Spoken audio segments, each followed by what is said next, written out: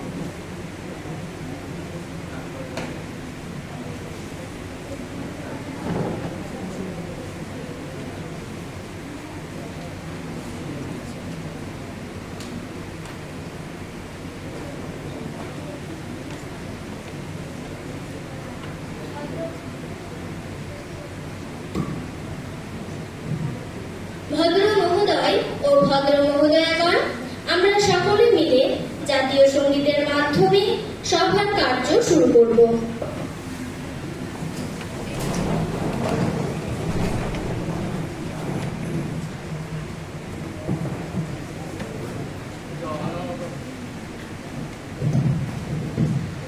জনগণ মন অধিনায়ক জয় হে, ভারত ভাগ্য বিধাতা। পঞ্জাব সিন্ধু গুজরাট মারাঠা দ্রাবিড় উৎকল বঙ্গ, বিন্ধ্য হিমাচল যমুনা গঙ্গা উচ্ছল জলধি তরঙ্গ। তব শুভ নামে জাগে, তব শুভ আশিস মাগে, গাহে তব জয় গাথা। জনগণ মঙ্গল দায়ক জয় হে, ভারত ভাগ্য বিধাতা। জয় হে, জয় হে, জয় হে, জয় জয় জয় জয় হে।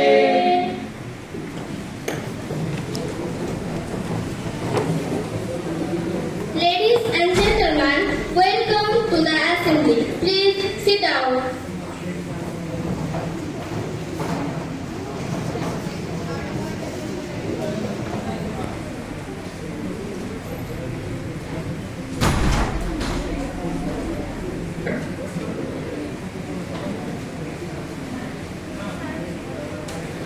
গত বাদল অধিবেশনে আপনারা যেভাবে সভার কার্য সুষ্ঠুভাবে পরিচালনায় সাহায্য করেছিলেন, তার জন্য আপনাদের অকুণ্ঠ ধন্যবাদ জানাই। সভার নিয়ম মেনে যেভাবে গঠনমূলক বিতর্কে অংশগ্রহণ করেছিলেন, তার জন্য কোনো প্রশংসাই যথেষ্ট নয়। আশা করছি শীতকালীন অধিবেশনেও ঠিক একইভাবে সাহায্য করবেন। আপনারা সকলেই জানেন, বহরমপুর বিধানসভা উপনির্বাচনে আমাদের একজন সদস্য নবনির্বাচিত হয়ে এসেছেন। নবনির্বাচিত সদস্যকে সভা শুরুর আগে শপথ গ্রহণ করা আবশ্যকীয়। তার শপথ গ্রহণের বিষয়টি সভার কার্যবিবরণীতেও উল্লেখিত আছে। এখন আমি মাননীয় সচিব মহাশয়কে শপথ গ্রহণের নিমিত্ত সদস্যের নাম ঘোষণা করতে অনুরোধ করছি।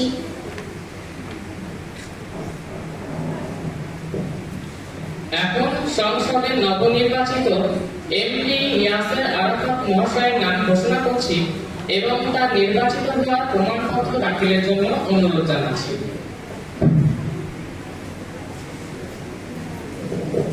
এখন মাননীয় সদস্য মহাশয় শপথ গ্রহণ করবেন। আমি সংসদের নতুন সদস্য এমপি ইয়াসের আরাফাত ঈশ্বরের নামে শপথ গ্রহণ করছি কিংবা সত্য নিষ্ঠার সঙ্গে প্রতিজ্ঞা করছি যে আইনের রূপ স্থাপিত ভারতীয় সংবিধানের প্রতি আমি চির বিশ্বস্ত ও চির অনুগত থাকব এবং দেশের সার্বভৌমত্ব ও অখণ্ডতা রক্ষা করব এবং যে পথ আমি গ্রহণ করতে চলেছি তা কর্তব্যনিষ্ঠা ও বিশ্বস্ততার সঙ্গে পালন করব। ধন্যবাদ। আপনাকে সভায় স্বাগত জানাই। আপনি নিজের আসনে গিয়ে বসুন।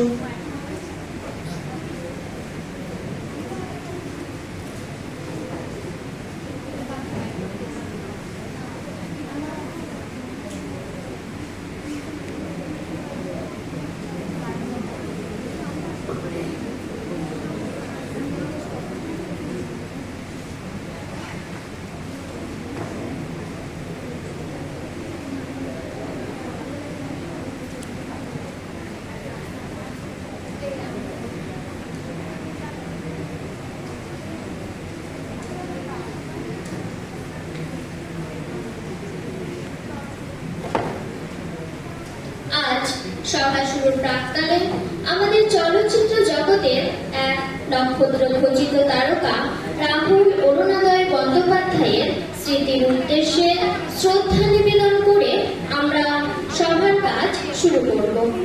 তার আত্মার শান্তি কামনার জন্য আমরা সকলে 1 মিনিট নীরবতা পালন করব। Please stand up. Start.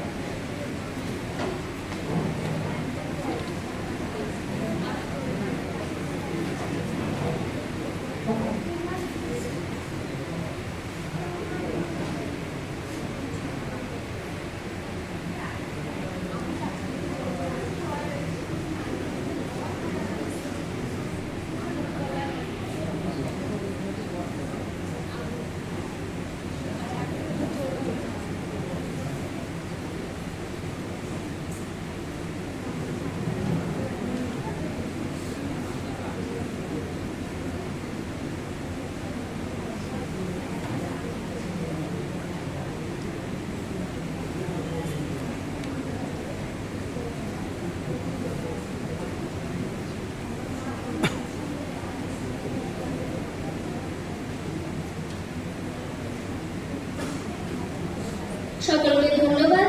Have a seat please.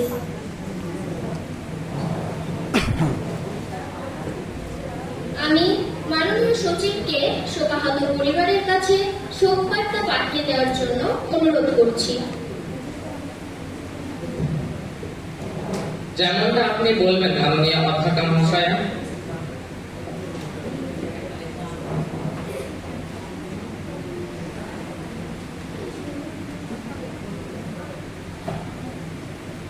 এখন আমি মাননীয় সরকার পক্ষকে এই বিশেষ তারকা সম্পর্কে কিছু বলার জন্য অনুরোধ করছি। ধন্যবাদ অধ্যক্ষ মহাশয়া। নাট্য পরিবারের সন্তান রাহুল অরুণোদয় বন্দ্যোপাধ্যায় ছিলেন একজন বিখ্যাত জনপ্রিয় অভিনেতা। ছোটবেলা থেকেই রাহুল অরুণোদয় বন্দ্যোপাধ্যায় তার বাবার হাত ধরে প্রথম মঞ্চে পা রাখেন।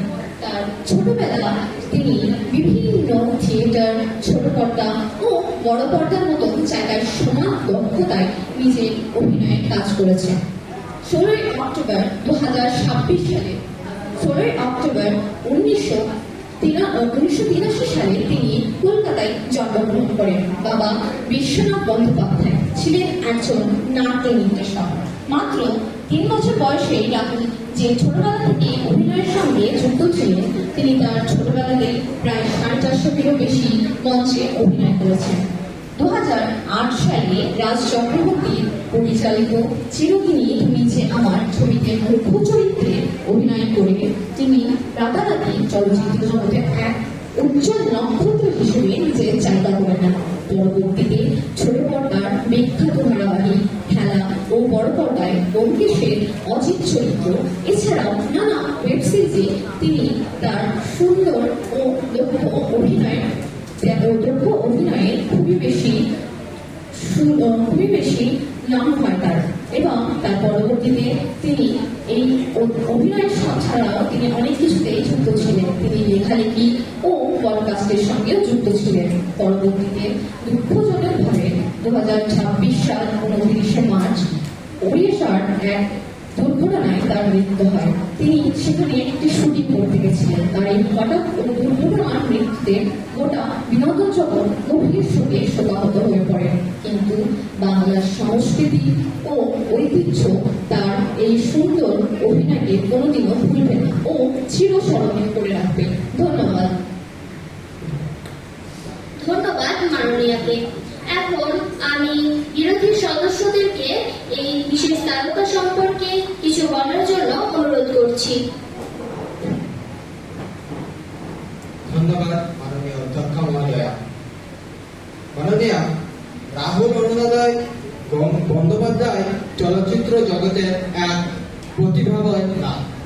তিনি ছোটবেলা থেকে নাটকের সঙ্গে যুক্ত ছিলেন এবং নাটকের প্রতি তার টান ছিল অভাবনীয়। 1983 সালের 16 অক্টোবর রাহুল অরুণোদয় বন্দ্যোপাধ্যায় জন্মগ্রহণ করেন। তিনার পিতা বিশ্বনাথ বন্দ্যোপাধ্যায় ছিলেন একজন বিখ্যাত নাট্যব্যক্তি এবং নির্দেশক। রাহুল অরুণোদয় বন্দ্যোপাধ্যায় ছোটবেলা থেকে নাটকের প্রতি টান ছিল অটুট। তিনি মাত্র 3 বছর বয়সে তার বাবার সঙ্গে মঞ্চ করেন। এই মঞ্চ থেকে তিনি ছোট পর্দা, বড় পর্দা, এমনকি বিভিন্ন ওয়েব সিরিজেও কাজ করে থাকেন। 2008 সালে রাজ চক্রবর্তী পরিচালিত ব্লকবাস্টার ছবি চিরদিনই তুমি যে আমার, এতে তিনি অভিনয় করেন এবং রাতারাতি তারকা খ্যাতি আসন লাভ করেন। শুধুমাত্র তিনি যে এই ছবি করেছেন তাই নয়, শরদিন্দু বন্দ্যোপাধ্যায়ের লেখা বিখ্যাত চরিত্র ব্যোমকেশ বক্সির সঙ্গী চরিত্র অজিতেও তিনি কাজ করেন। এছাড়াও তিনি বিভিন্ন ওটিটি প্ল্যাটফর্ম যেমন ইন্দুবালা, ভাতের হোটেল এবং ফেলুদা ইত্যাদিতেও কাজ করে থাকেন। দুঃখজনকভাবে 2026 সালের 29শে মার্চ উড়িষ্যার তালসারিতে শুটিং করতে যেয়ে তিনার অকালে মৃত্যু হয়। তিনার এই মৃত্যু কথা বলতে গিয়ে মনে পড়ে গেল কবি মাইকেল মধুসূদন দত্তের সেই বিখ্যাত বাণী, চোর মিলে মরিতে হবে, অমরকে কথা হবে, একদিন সকলকেই ছেড়ে চলে যেতে হবে। তিনি বেঁচে থাকবেন আমাদের মনে, বেঁচে থাকবেন সকল বাঙালির মনে। ধন্যবাদ। ধন্যবাদ মাননীয় সদস্যকে। Now question hour. আমার কাছে তারকা চিহ্নিত ও তারকাবিহীন মোট 15টি প্রশ্ন এসেছে, কিন্তু সময়ের অভাবে ও গুরুত্বের বিচারে মোট 5টি প্রশ্ন আলোচনার জন্য অনুমোদন পেয়েছে। প্রথমে আমি মাননীয় সদস্য শ্রীযুক্ত আতিক আজমি মহাশয়, আপনাকে আপনার অনুমোদিত প্রশ্নটি করার অনুমতি দেওয়া হলো। প্রশ্ন নাম্বার 1। ধন্যবাদ মাননীয় অধ্যক্ষ মহাশয়া আমাকে প্রশ্ন করার সুযোগ দেওয়ার জন্য। উৎসশ্রী রূপায়ণের ফলে গ্রামীণ বিভিন্ন বিদ্যালয়ে শিক্ষক সংখ্যা ছাত্রছাত্রীর অনুপাতে অনেকটাই কমে এসেছে, যার ফলে গ্রামীণ বিদ্যালয়ে পাঠরত ছাত্রছাত্রীদের যে শিক্ষাগত গুণগত মান, সে মান বেসরকারি বিদ্যালয়ে পাঠরত ছাত্রছাত্রীদের তুলনায় অনেকটাই কম। এই বিষয়ে সরকার কি ভাবছে? ধন্যবাদ। মাননীয় শিক্ষামন্ত্রী সংক্ষিপ্ত উত্তর দিন। ধন্যবাদ অধ্যক্ষ মহাশয়। নতুন করে শিক্ষক নিয়োগ করা হচ্ছে। যে সমস্ত স্কুলে শিক্ষকের সংখ্যা কম, সেই সমস্ত স্কুলের তথ্য আমাদের কাছে রয়েছে এবং খুব দ্রুতই সেই সমস্ত স্কুলগুলিতে শিক্ষক নিয়োগ করা হবে। এর পাশাপাশি রাজ্যের সমস্ত সরকারি ও সরকারি নিয়োজিত স্কুলগুলিতে শিক্ষার মান উন্নয়ন, ডিজিটাল শিক্ষা ও পর্যাপ্ত পরিমাণ শিক্ষক নিয়োগের জন্য সরকার গুরুত্বপূর্ণ পদক্ষেপ নিচ্ছে। ধন্যবাদ। Sir, you have any other supplementaries? অধ্যক্ষ মহাশয়া, আমি কি জানতে পারি শিক্ষক শূন্যপদ পূরণের নির্দিষ্ট সময়সীমা কি? মাননীয় সদস্য প্রশ্নটি প্রাসঙ্গিক। মাননীয় শিক্ষামন্ত্রী সংক্ষিপ্ত উত্তর দিন। সরকারি শূন্যপদ পূরণের প্রক্রিয়া দ্রুত করার বিষয়ে সরকার গুরুত্বপূর্ণ পদক্ষেপ নিচ্ছে। নিয়োগের ক্ষেত্রে স্বচ্ছতা ও বিধি সম্মত বজায় রাখা হবে। ধন্যবাদ। ধন্যবাদ মাননীয় শিক্ষামন্ত্রীকে। No other সাপ্লিমেন্টারিজ। এখন মাননীয় সদস্যা তসনিম পারভীন, আপনি আপনার অনুমোদিত প্রশ্নটি করতে পারেন। প্রশ্ন নাম্বার 2। ধন্যবাদ মাননীয় অধ্যক্ষ মহাশয়া। আমি স্বাস্থ্যমন্ত্রীর কাছে জানতে চাই যে এইচপি ভ্যাকসিনটা সরকার প্রথমে 14 বছরের নারীদের বিনামূল্যে দেওয়ার ব্যবস্থা করেছে, কিন্তু ছাত্রী এবং অভিভাবক এটা নিতে আগ্রহী নয়। এই বিষয়ে সরকারের রূপরেখা কি? মাননীয় সদস্যা, বর্তমানে প্রশ্নটি খুবই প্রাসঙ্গিক। মাননীয় স্বাস্থ্যমন্ত্রী সংক্ষিপ্ত উত্তর দিন। ধন্যবাদ মাননীয় অধ্যক্ষ মহাশয়। বিরোধী দলের সদস্য তাসনিম পারভীন যে প্রশ্নটি আমাদের সামনে তুলে ধরেছে সেটি নিশ্চিত একটা প্রাসঙ্গিক প্রশ্ন। আমি তাকে জানাতে চাই যে এই এইচপিভি ভ্যাকসিন তথা ক্যান্সার রোগের জন্য সরকার দেশব্যাপী সারা বিশ্বে বিনামূল্যে টিকাদান অভিযান শুরু করেছে। এই কর্মসূচির মূল লক্ষ্য হল 9 থেকে 14 বছর বয়সী কিশোরীদের ক্যান্সারের হাত থেকে সুরক্ষিত করা। কিন্তু ছাত্রী এবং অভিভাবক এই বিষয়ে তারা আগ্রহী না। সরকার এর পদক্ষেপ নিয়েছে বিভিন্নভাবে, যেমন মাইকিং, দূরদর্শন এবং বিদ্যালয়ে আমরা বিভিন্ন নাটকের মাধ্যমে সেটাকে তুলে ধরেছি। আর তাছাড়া প্রথম থেকে তো বিজ্ঞাপন দেওয়াই চলেছে এবং হোয়াটসঅ্যাপ, ফেসবুক, ইউটিউব এই সমস্ত বিভিন্ন অনলাইনে তথ্য তো রয়ে গেছে। ধন্যবাদ। ধন্যবাদ মাননীয় স্বাস্থ্যমন্ত্রীকে। Now the next question number 3, Mr. Mustafizur Rahman, please. ধন্যবাদ মাননীয় অধ্যক্ষ মহোদয়া, আমাকে এই সদনে প্রশ্ন করতে দেওয়ার সুযোগ করে দেওয়ার জন্য। মাননীয়, ইংরেজিতে খুব বিখ্যাত লাইন আছে, price rise is a silent burden of every household. মাননীয়, এর সাধারণ অর্থ হল দ্রব্যমূল্য বৃদ্ধি সাধারণ মানুষের উপর এক নীরব বোঝা। মাননীয়, যিনারা আজ সরকার পক্ষে বসে আছেন, মানুষকে অনেক মিথ্যা প্রতিশ্রুতি দিয়ে আজ সরকার পক্ষে এসেছে। তিনারা বিভিন্ন জায়গায় গিয়ে বলেছিলেন যে আমরা দ্রব্যমূল্য কমাবো, কিন্তু কোথায় দ্রব্যমূল্য আজ কমেছে? মাননীয়, আজ সাধারণ থেকে সাধারণতম জিনিসের দ্রব্যমূল্য এত পরিমাণে বৃদ্ধি পেয়েছে, যেটা সাধারণ মানুষের কাছে কিনা এক দায়বদ্ধতা হয়ে পড়েছে। মাননীয়, একটি সাধারণ দ্রব্য চিনি, যে চিনি এক সময় আমরা 45 টাকা প্রতি কেজিতে কিনতাম, আজ সেটি 70 টাকা প্রতি কেজিতে নিয়ে চলে গিয়েছে। সরকার পক্ষ হয়তো বাজার যায় না, তার জন্য এই দ্রব্যমূল্য বৃদ্ধির ব্যাপারে তারা কোনো কিছু পদক্ষেপই নিচ্ছে না।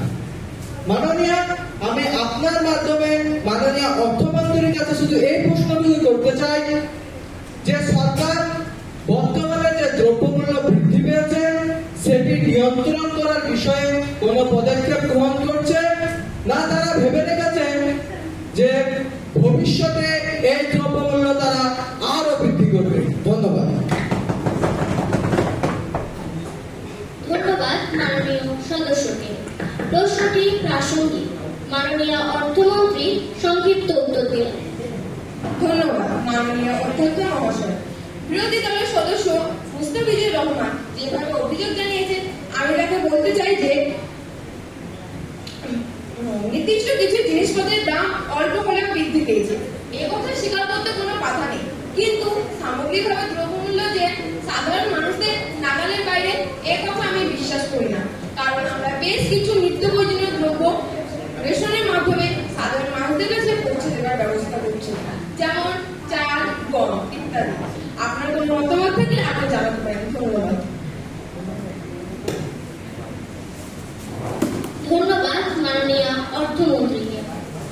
Now the next question number 4, Mr. Arpun Mondal, please. ধন্যবাদ মাননীয় অধ্যক্ষ মহাশয়, আপনার অনুমতি নিয়ে আমি পশ্চিমবঙ্গের কর্মসংস্থান ও শিল্পায়ন সংক্রান্ত একটি গুরুত্বপূর্ণ প্রশ্ন উপস্থাপন করতে চাই। মাননীয় অধ্যক্ষ মহাশয়, পশ্চিমবঙ্গের বিভিন্ন জায়গায় যে কলকারখানা ও শিল্প বন্ধ হয়ে যাচ্ছে, এর ফলে মানুষ কর্মহীন ও বেকারে পরিণত হচ্ছে। তাছাড়া দীর্ঘদিন ধরে নতুন কোনো কলকারখানা ও শিল্প গড়ে তোলার কোনো ইচ্ছেই নেই। এই সম্পর্কে সরকারের কি চিন্তা ভাবনা তা জানতে চাই। Please silent everyone. আপনারা দয়া করে নিজের নিজের আসন গ্রহণ করুন। শিল্পমন্ত্রী এর জবাব দেবেন। ধন্যবাদ মাননীয় অধ্যক্ষ মহাশয় ও মাননীয় সদস্যবৃন্দ, বিরোধী দলের সদস্যবৃন্দ, আপনারা মিথ্যাচার ও ভাওতাবাজ করে গলা ফাটাবেন না। এই মিথ্যাচার ও ভাওতাবাজের কারণে সাধারণ জনগণ আপনাদের সেই আস্থা করে ডাস্টবিনে ছুড়ে ফেলেছে। এবং অধ্যক্ষ মহাশয়, আমরা সবেমাত্র 3-4 মাস হলো সরকারে এসেছি। এই 3-4 মাস আগে আমার বিরোধী দলের সদস্যবৃন্দরা এই মন্ত্রীর পক্ষে বসেছিল, তখনই বা কত নতুন নতুন শিল্প কারখানা তৈরি করেছে। এবং আমরা বর্তমানে নতুন নতুন শিল্প কারখানা তৈরি করে কর্মহীন বেকারদের কর্মসংস্থানের ব্যবস্থার পরিকল্পনা করছি। এই বলে ধন্যবাদ। ধন্যবাদ মাননীয় শিল্পমন্ত্রীকে। Now, the next question number 5, Abida Sultana. ধন্যবাদ মাননীয় অধ্যক্ষ মহাশয়া, আমি আপনার মাধ্যমে মুখ্যমন্ত্রী তথা পুলিশ মন্ত্রীর কাছে জানতে চাইছি যে এই ভদ্র সমাজে রাজ্য জুড়ে যে একটি রাজনৈতিক নেতাদের নিয়ে টিম থেরাপি চলছে, এটা কি আদৌ ভদ্র সমাজে শোভনীয়? টিম থেরাপি বন্ধ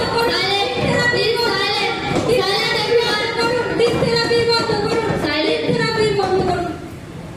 আপনারা যদি এভাবে সবার কাছে লঙ্ঘন সৃষ্টি করেন, তাহলে আমি মার্শালকে দিয়ে আপনাদেরকে সভাকক্ষ থেকে বের করে দিতে বাধ্য হব। প্রশ্নটি বর্তমানে খুবই প্রাসঙ্গিক। মাননীয় মুখ্যমন্ত্রী সংক্ষিপ্ত উত্তর দিন। মাননীয় অধ্যক্ষ মহাশয়, দুটাকে বের করতে হতো, এত টাইম পেল না, আমরা দুটাকে বের করতে অবশ্যই বিষয়টি সংবেদনশীল। আমাদের রাজ্যে আইন শৃঙ্খলা পরিস্থিতি বজায় রাখা ও সাধারণ মানুষের নিরাপত্তা নিশ্চিত করা সরকারের সর্বোচ্চ অগ্রাধিকার।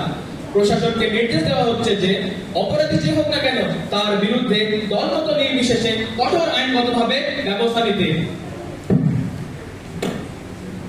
ধন্যবাদ মাননীয় মুখ্যমন্ত্রীকে। এখন আমাদের বিধানসভার প্রথম পর্ব তথা প্রশ্ন উত্তর পর্বের সমাপ্তি হল। এবার সদস্যদের দ্বিতীয় পর্ব মুলতবি প্রস্তাব। আমি বিরোধী দলের সদস্যকে অনুরোধ করছি তার প্রস্তাবটি উত্থাপনের জন্য। ধন্যবাদ মাননীয়।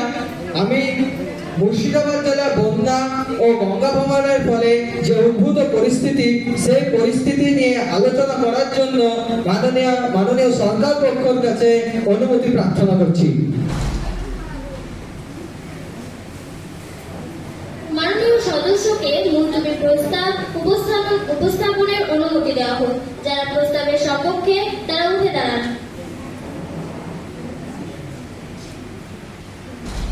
আমি মাননীয় সচিব মহাশয়কে অনুরোধ করছি এই বিষয়টি দেখার জন্য। যেমনটি আপনি বলবেন মাননীয় অধ্যক্ষ মহাশয়া।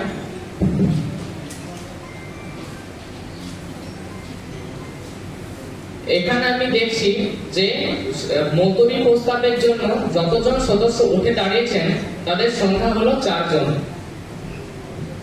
Have a seat, please. নিয়ম অনুসারে দেখা গেল অধিক সংখ্যক সদস্যকে সমর্থনের ফলে এটা সপক্ষে বিধানসভার মুলতবি প্রস্তাবের অনুমতি পাওয়া গেল। মাননীয় সদস্য, আপনাকে মুলতবি প্রস্তাব উত্থাপনের অনুমতি দেওয়া হলো। ধন্যবাদ মাননীয়। আমরা সকলে জানি মুর্শিদাবাদ জেলা একটি গঙ্গা তীরবর্তী জেলা। মাননীয়, প্রতি বছর গঙ্গা ভাঙনের ফলে এই জেলায় এক ব্যাপক বন্যার সৃষ্টি হয়, যে বন্যার ফলে সাধারণ মানুষ এক বিপদগ্রস্তের মধ্যে পড়ে যায়, তারা নিজেদের সম্পর্ককে হারিয়ে দেয়। মাননীয়, আমি নিজে মুর্শিদাবাদ জেলা থেকে এসেছি, আমি জানি মুর্শিদাবাদ জেলার বন্যা পরিস্থিতি কেমন। আমি শুধুমাত্র সরকার পক্ষের কাছে জানতে চাই যে তারা মুর্শিদাবাদ জেলাতে কি মিথ্যা প্রতিশ্রুতি দিবে, না তারা নিজেদের প্রতিশ্রুতিকে সেখানে যে পূরণ করবে। ধন্যবাদ। ধন্যবাদ আপনাকে। মাননীয় জলসম্পদ উন্নয়ন মন্ত্রী, আপনাকে উত্তর দেওয়ার জন্য অনুরোধ করছি। ধন্যবাদ মাননীয় অধ্যক্ষ মহাশয়। মুর্শিদাবাদ জেলার বন্যার প্রস্তুতির জন্য এবং গঙ্গা বন্ধন রোধের জন্য মাননীয় সদস্য যেভাবে উল্লেখ করলেন তা তার ব্যক্তিগত ধারণা। তবে দুশ্চিন্তার কোনো কিছু নেই। এই মুর্শিদাবাদ জেলার বন্যার পরিস্থিতিতে আমাদের নিয়ন্ত্রণের জন্য যে পদক্ষেপগুলি আমরা গ্রহণ করেছি সেগুলি হলো, প্রথমত গঙ্গা ভাঙন রোধের জন্য 1000 কোটি টাকা বরাদ্দ করা হয়েছে এবং ওই সব মানুষদের সরকারিভাবে বাসস্থানের ব্যবস্থা আগে থেকেই করা হয়েছে। তার উপর আবার যে বন্যা কবলিত অঞ্চলের বহু মানুষ ও গবাদি পশু আছে তাদেরকে কোনো এক সুরক্ষিত জায়গায় সরিয়ে যাওয়ার ব্যবস্থা আগে থেকেই করা হয়ে গেছে। দ্বিতীয়ত, ওই অঞ্চলে মেডিকেল টিম এবং পর্যাপ্ত ঔষধ সকলকে এই ঔষধগুলো পাঠানো হয়ে গেছে।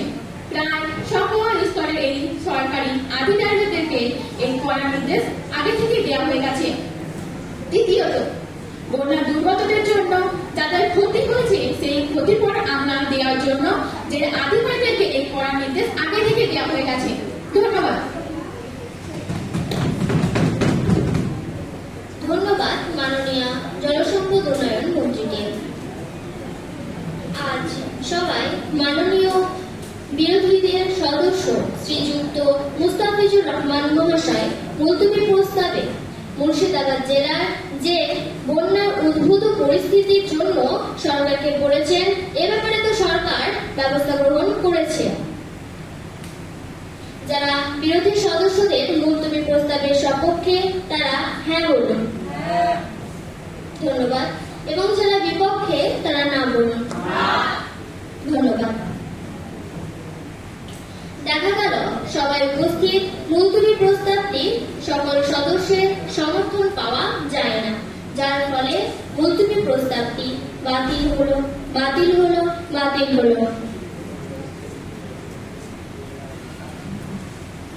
মাননীয় সদস্যগণ, এবার আমাদের তৃতীয় পর্যায়ে 0 আওয়ার শুরু হচ্ছে। আমি বিরোধী দলনেতাকে তার জরুরি বিষয়টি উত্থাপনের জন্য আহ্বান করছি।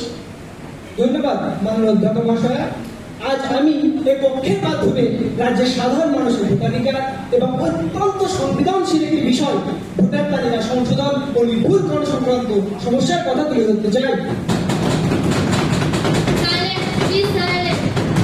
আপনারা শান্ত হন এবং নিজের নিজের আসন গ্রহণ করুন। ধন্যবাদ মাননীয় অধ্যক্ষ মহাশয়।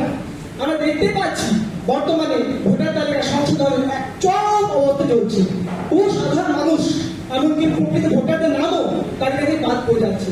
সে নাম পুনরায় তালিকার মধ্যে অন্তর্ভুক্ত করতে গিয়ে তাদেরকে নানান জটিলতা এবং নানান হয়রানির মধ্যে পড়তে হচ্ছে। বিশেষ করে প্রত্যন্ত গ্রামীণ এলাকায় যে সকল মানুষ আছে তারা সঠিক সময়ে নিজেদের তথ্য জমা দিতে না পেরে নিজেদের গণতান্ত্রিক অধিকারের মধ্যে একটা অধিকার থেকে বঞ্চিত হচ্ছে।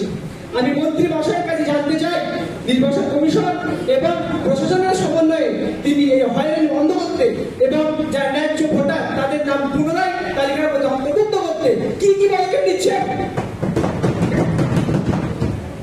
ধন্যবাদ আপনাকে। মাননীয় মন্ত্রী মহাশয়, আপনি কি এ বিষয়ে আপনার বক্তব্য রাখতে চান?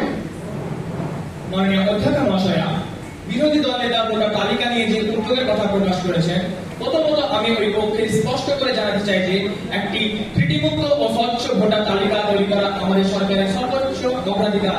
এর কারণ ভোটার তালিকা সংশোধনের সম্পূর্ণ কাজটি নির্বাচন কমিশনের নির্দেশনায় মেনে প্রচলিত হয়। নামের হয়রানি ও ভুল ত্রুটির কথা বিরোধী দল নেতা বললেন, তা সমাধান করার জন্য প্রত্যেকটা ব্লক স্তর ও বুথ স্তরে বিশেষ ক্যাম্পের ব্যবস্থা করা হয়েছে। এর সাথে সাথে বিএলও এরাও বাড়ি বাড়ি গিয়ে তথ্য যাচাই কাজ শুরু করে দিয়েছে, যাতে প্রকৃত কোনো ভোটারের নাম ভোটার তালিকা থেকে বাদ না পড়ে। ধন্যবাদ মাননীয় মন্ত্রী মহাশয়কে। মাননীয় সদস্যবৃন্দ, আজকের অধিবেশনে আপনারা যে শৃঙ্খলা, যুক্তি ও গণতান্ত্রিক মনোভাবের পরিচয় দিয়েছেন, তার জন্য আমার পক্ষ থেকে আপনাদেরকে অকুণ্ঠ ধন্যবাদ। এখন আমি ঘোষণা করছি যে আজকের অধিবেশন এখানেই সমাপ্ত। সভা মুলতবি।